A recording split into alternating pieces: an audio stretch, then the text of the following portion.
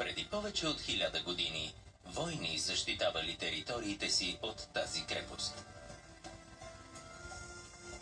Сега рушащите се стени принадлежат на Мачли, ненадминатата кралица на Рантамбор.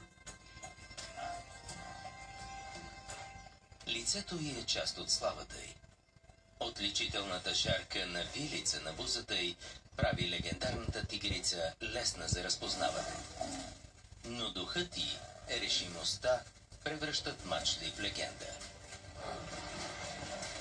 Нападала е 4-метров крокодил, 2 пъти по-тежък от нея.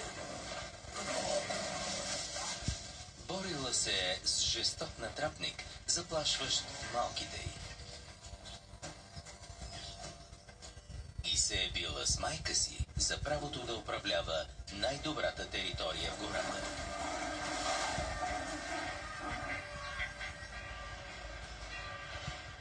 Мачли е толкова известна, че стените на гара в Индия са покрити с изображение на нея и семейството й.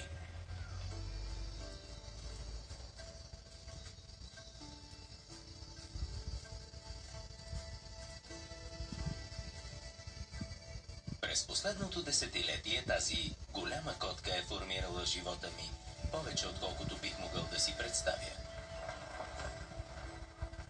Казвам се Нала. От години наблюдавам и заснемам това семейство от тигри.